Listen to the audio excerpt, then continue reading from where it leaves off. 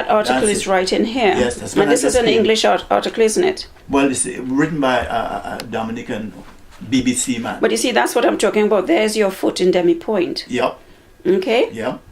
Okay, these are some pictures of you there, dancing. Who's, Me? Where? There, you are. There. Yeah. Exactly. Yeah. Okay, and these are some pictures of, which I quite like, the imagery. Right. And the sets were quite... Oops, sorry. I mean, that was a set. Yeah. It's a perfect painting in itself. Yes, it was. All right? Yeah. So the whole thing, again, as we were saying, I mean, this one is fabulous. Look at that. Right. In terms of, actually... What wonderful images then when I look back. Hold it in your hand. Tell me a bit about that.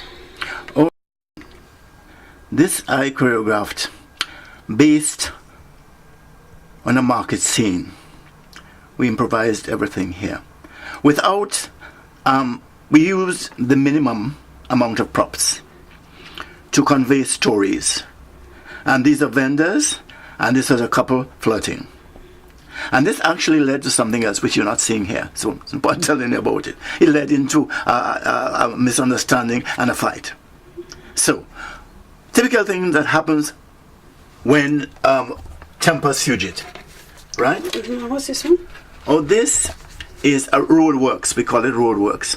Is that or travaux, where the men, or maroon for that matter, is a better word for it, maroon. I think that's what it is called. Maroon, it's when you are moving a house or you tilling the soil and neighbors come in and help, they contribute. So you don't pay for the labor. You exchange, and the women would cook and the men would till the soil and plant. What year was that choreography? In 1958. Wow. Okay. And this one? But this sentimental journey, this was my first show at a church hall in St. George's, Grenada. As you see here, it's called Mama de l'eau, Mother of the Water, mermaid, right? And it's a Shango dance where people went up to this lake to make offerings to the Shango, because she controlled the elements. Madame de l'eau is water? Yes, Madame de l'eau, Mother of the Water. And she goes up to her? No, she lives in the lake. She's a mermaid, really. Okay. You see? And she controls the elements. So the Shango dancers will go and pray to her to give them good weather for growing and whatever. What is Shango? Shango is an African culture. Shango is the god of thunder, right? And it's part of the... they have several, you have Shango, you have Voodoo, you have Papagedes, this, that, and the other. About 10 different things, dances, forms I can name, and gods and goddesses. Yes, because the African, like the Greek and all of them, there's a pantheon of gods, and Shango is the one we celebrate the most in the Caribbean. Yeah, yes. Okay, well that. This is the same thing we saw. Yeah, you saw the prior to this. This is part of the other dance in the market scene where myself and Jean we were dancing when we met. Jean Martin Maturin. She was one of my dancers for the first company I started. Jean was one of my leading ladies. Okay, and earlier on we were speaking about Catherine Dunham in this magazine in May. When was that? May 1988. Yeah. Ooh. I think it was Alvin Ailey who did tribute to Catherine Dunham, who was an anthropologist as well, and she came to the Caribbean and learned a lot about the Caribbean folk dance and took it back to America. What time was What time was what?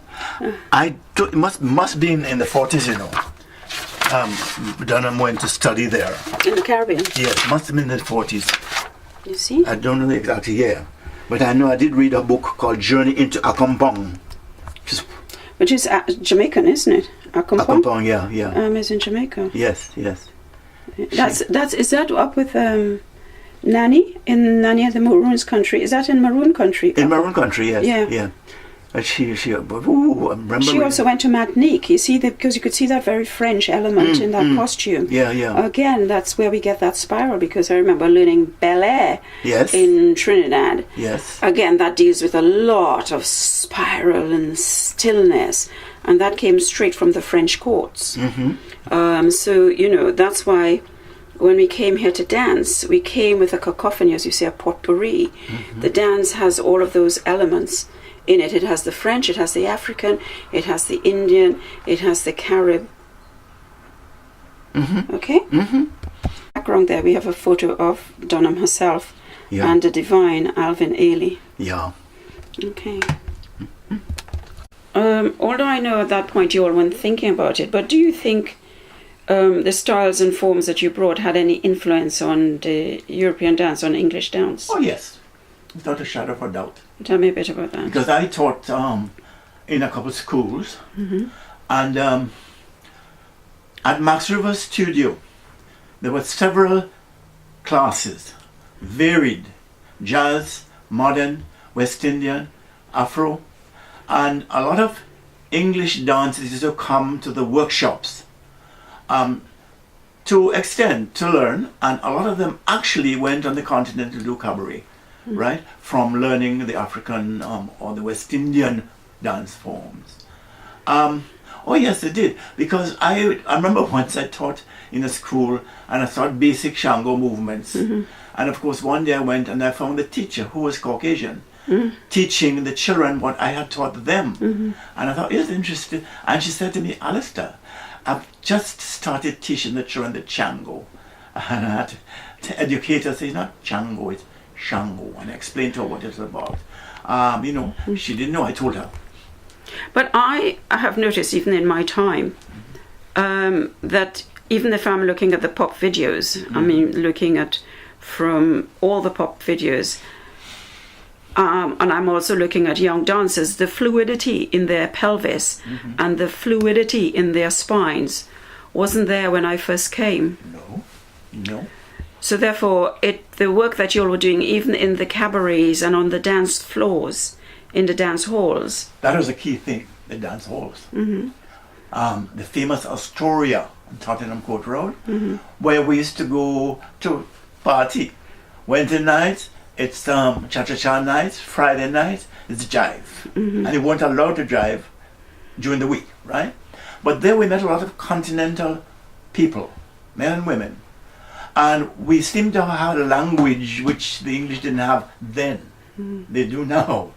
Of using, you saw your pelvic area. And again, not only the pelvic, but the continental people have a way of using their shoulders. They use their bodies. And of course, they were talking to you while dancing. So there's a lot going on. Again, there are lots of people who can't do two things at the same time, dance and talk.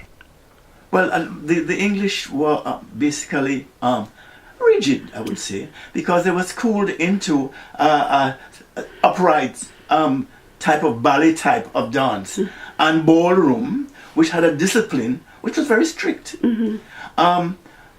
Whereas the people that are men from Spain and from Italy, they moved their bodies almost like us, the West Indians.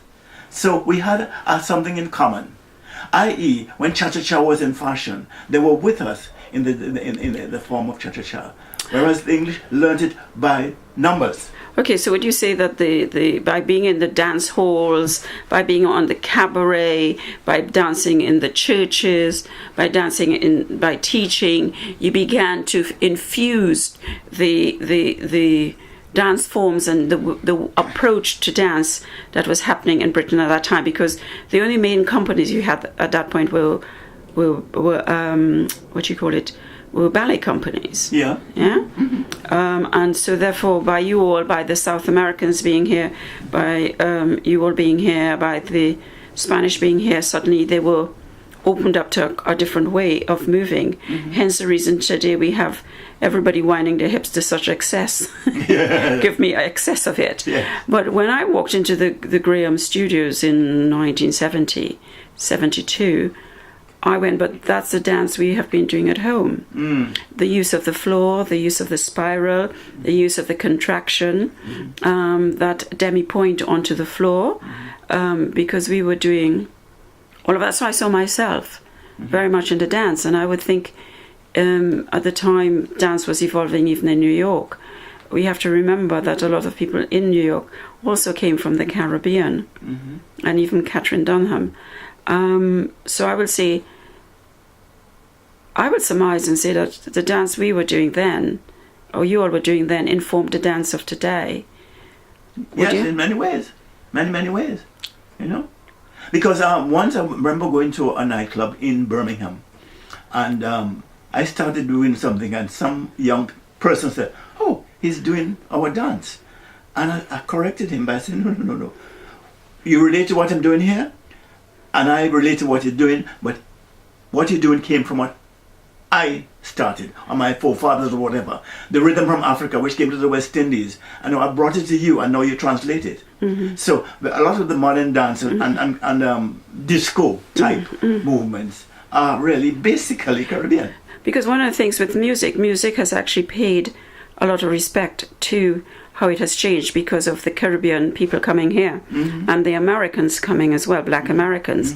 But one thing hasn't happened is that dance on the whole hasn't actually acknowledged the role that the Caribbeans have done in the total evolution of dance. Not black dance, but dance. In the contemporary, in independent dance, a dance movement. Okay, just before we finish, I see this whirly-durly photograph here. It's kind of upside down. Whirly-durly? Tell me a bit about it. A whirly-durly photograph? Yeah. Oh, you want to have it so? Looking at you. This photograph, this is Beethoven's Ninth Symphony, choreographed by Maurice Béja. It was done at Cirque Royal in Brussels. And what year was that? That was 1966. 1966. And no, 1968. Correction. I was on the continent in 68. Let's say 68. But it was Beethoven's Ninth Symphony, which they said was unchoreographable, and Béja was this kind of man who defied everything because he was an innovator. Anyway, I was in this ballet because it involved 80 dancers from all over the world, of all races and whatever. And we had Chinese, Japanese, Africans, West Indians, etc., etc. And there were 200 artists in that particular ballet. That includes chanteuses, musicians, and dancers. There were 80 dancers. And there were 1, 2, 3, 4 movements. I was in the 4th movement of Beethoven's Ninth Symphony, which is a very hard piece. And it is very rigid and highly disciplined. And you had to have the discipline to cope. I coped. Because I had certain knowledge. But I never really trained as a ballet dancer, an European ballet dancer. But of course, then you did go to, remember, earlier you said to me you touched on ballet, classical ballet, or should I say European ballet, when you went to Jamaica many, many years ago. Yes, but I mean, that's in 3 weeks, covered everything in 3 weeks. So in a way it was unique. It was unique. And that was, like I said, I went in, there were 2 weeks of rehearsal and I went in. It's quite amazing.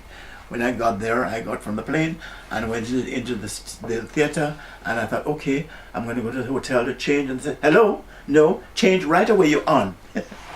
So you had to just dive. Just go in. From the aeroplane. Yes. To rehearsals. Yes, and then I just had to fit in to what they were doing then. You had to just see, observe, respond, yes, immediate. Yes, and get in there. And luckily, I knew a couple of the dancers who said, hang on to me. So when they go left and right and turn and left, I had to be there,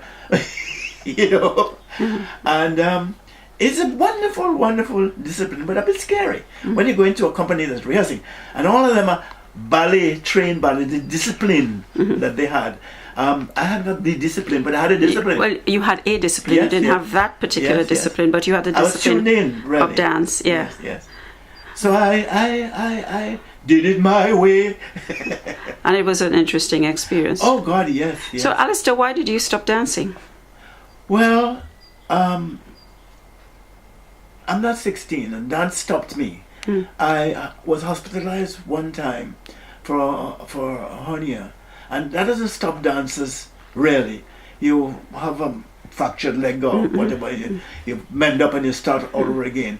But I think when I was in hospital, a friend's mother came and said to me, "I think this time you stop. Think about it," because she was saying sometimes we put in a place in order to think, and she was right, because I was on that wavelength then. I.e., when I came, I wanted to go and train properly as in the European way, but I went to drama, right? And drama is what I knew. And then having done that, in those days, if you're a dancer, you're not supposed to be an actor. If you're an actor, you're not supposed to be a dancer. And I thought, well, a dancer's life is short. I could choreograph, right? And I concentrated more on my acting. Okay, so therefore you also worked with Elroy Joseph. Yes. I choreographed a couple of dances for workshops. I choreographed bongo and belly, which is really Trinidad and Grenada, bongo and belly, you name it. Yeah, Corinne Skinner Carter danced in a lot of films. Did you dance in any? I danced Corinne and I danced in one film together called Call Me Buana. And it's the only film we danced together. But she did lots of other things. She did a lot of films, Corinne, as an actress and as a dancer. Yeah. But it was also because at that point there was as you said, dance. You couldn't do both skills, and there was more work in acting. Yeah. At the time, and if you were, even in my time, if you were a dancer, you weren't seen as a serious actor, so you weren't taken seriously. You could not do both. Right. But also in my time, when I trained at London Contemporary, you could not go off and do television, or you couldn't do like the dancers are doing now, do pop videos. But the choreography in some pop videos are fabulous. And I think Michael Jackson helped change that, because the choreography in a lot of videos are really, really good. Yes, yes. And as a dancer, I would have loved to be in one of those.